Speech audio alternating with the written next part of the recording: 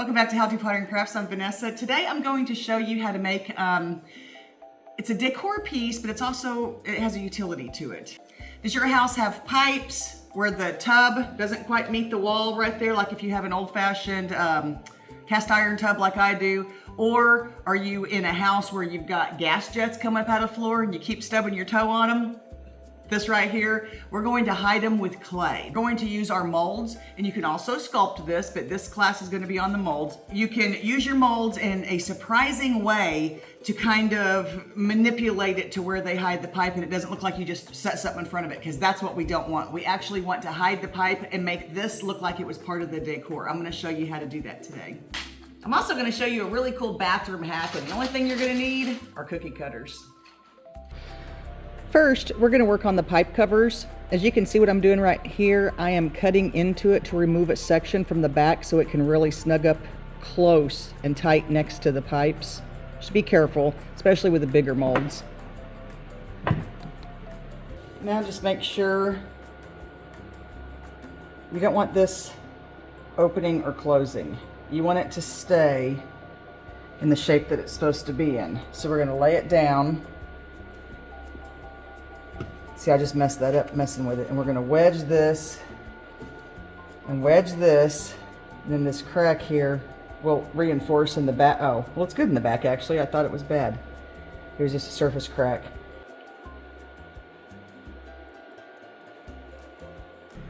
Okay, so next, this is the bottom of a flower pot. Actually, the flower pot's like the catch tray. And I just cut off the back. I cut off the back part, slid it in. Once this is removed for the pipes to kind of fit in there, because you want this fitting snug, that gives you a little extra room to move your stuff around. So don't feel shy about removing something so you can bend and maneuver it. And all we did was combine a few molds. Now, being as we've cut this to fit pretty close, we're just going to slip and score and push this in here. You can use a sponge to stop it, to keep it poofed out. So now that this is firmed up just a tiny bit and we have our stairs in place, which we know that it's the bottom of a flower pot, I took this mold. If I can find it, I'll put a link down below for you. I think they do still sell these. And I made these little mushroom caps and stems. So we're going to attach those now. Okay, so we have our first little set of mushrooms over here, and that was difficult because they don't really fit.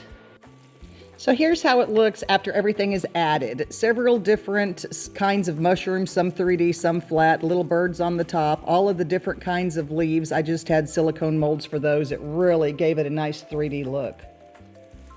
Not sure what this was supposed to be, but we are going to turn it into a pipe cover.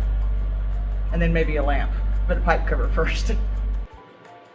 So next, we're going to pull this section out for the pipe. Take some sponges and put it in here so the weight of the top will not crunch it down. We can go ahead and pre-score our top. Don't worry if you get too much, it doesn't matter. We can smooth it out later. I'd rather have too much than not enough. So this is set in front of the fan for just a few minutes and it's firmed up. So we'll go ahead and slip and score this. You're going to gently pick this up and lay it down. Once it's laid down, it'll firm up. We can't leave it sitting like this because it'll crush this base. So anything you're putting on a base, I suggest you get a piece of furniture foam and you lay it on it.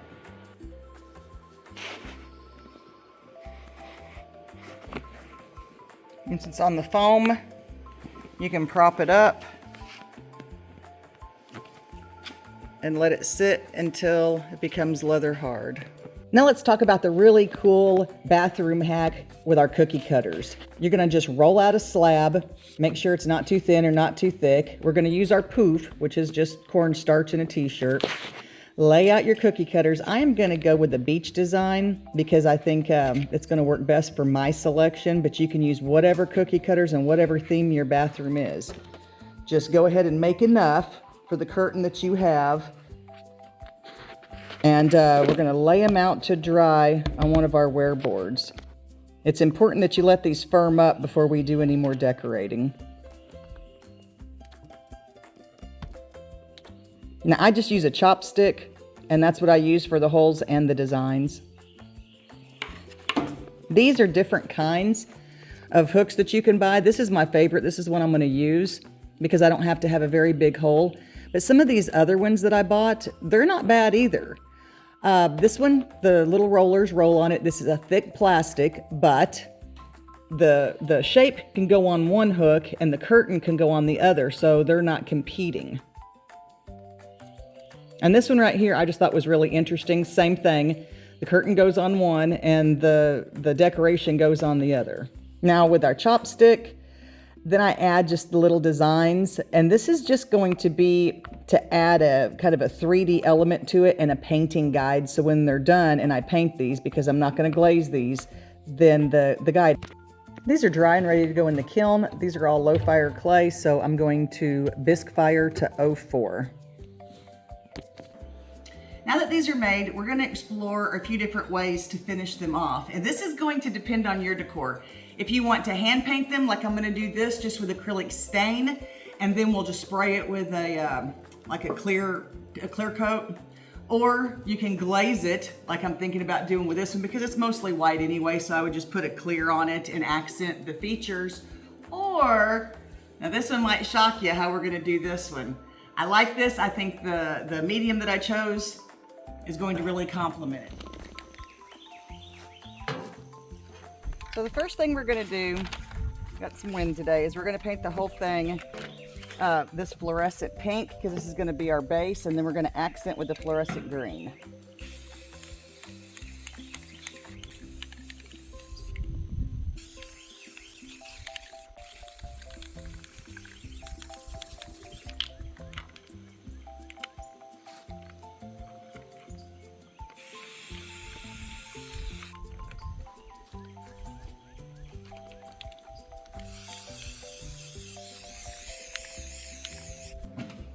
I'm going to use two different techniques to paint this.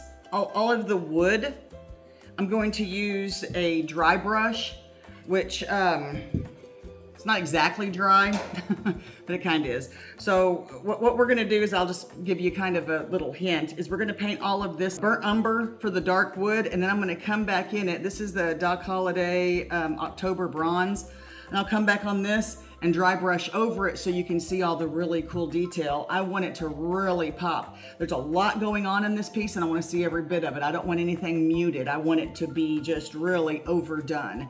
You can do yours any way you want to. Do the whole thing black and then come over and just dry brush kind of like some fluorescence over it so it looks good under a black light, or just, you can do whatever you want to do. But this is the way I'm going to do this one, because this is actually going to sit in my bathroom. I'm letting you in on it here.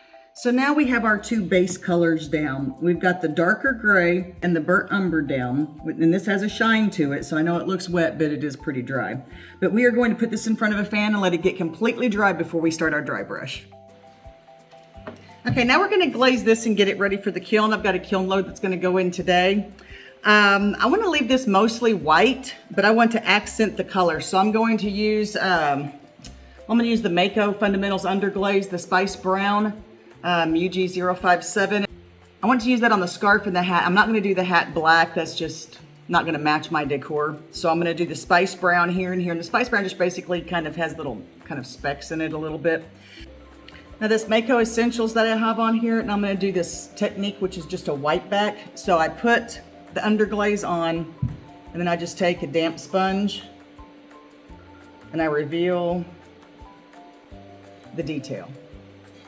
All right, we're gonna finish this up, get it in the kiln, and I'll show you what it looks like when it's done. Now that everything's done, I'm gonna show you how it looks when it's completed. And remember, you don't have to have these molds. This is a trick, this is inspiration that you can use with any of your molds. And if you don't have any big molds, then you can stack the smaller molds and get the same effect. You can hide architectural kind of anomalies or defects or just eyesores in your house. Or when it comes to these cool little things, you just, you can use these to decorate. First, let's take a look at the ornaments. They turned out really cute. These are all hand painted. and then sprayed with a Rust-Oleum gloss clear enamel. And these are going to look so cute in the bathroom. It really gives that beachy feel, but you can make these any shape that you have that fits your decor. That's what you can use. I just liked these. We're going to move on to the pipe cover. Now, this was specifically made for the pipes on the tub, but you can make it to cover anything. And remember, this was the bottom of a flower pot, and these right here, these were all just silicone press molds. Then we just went in. You see the dry brush here? You can it really brings out the wood. And then this one right here, our 80s, kind of throwback 80s. I'm not sure if I showed y'all that you had to cut the back out of this or not. I think I missed that. But if you want it sitting flat, where it covers the pipes and not just sit in front of it, if you have something with a bulbous back to it, you will have to remove that back. And then we have our really rustic snowman. This will match my decor, but whatever you choose to do and with the molds that you have, just make sure it matches your decor. So how fun was this, right? Take whatever molds that you have and stack them, change them, cut them up and use them in different ways so you can create something really cool for your house or for your shop if you're gonna sell them. But just remember, sometimes you're not gonna get your time back on something like this because it is, you know, it's kind of labor intensive, but they're fun, right? So the next time you look at your cookie cutters, think about how you can make this cool. Now these right here, these are gonna be good sellers if I make and sell them, which I probably won't, but you do that. You take your cookie cutters and you order these. I think I got this set, but I think I got these off Temu for just like $3, something stupid cheap. So this is completely within budget for most people, and you're gonna get, you know, you're gonna get 10 times that when you sell these. For this set right here, as much detail and hand painting that went into these, I'd probably sell these for $25. Plus shipping. I hope I inspired you today to make something cool.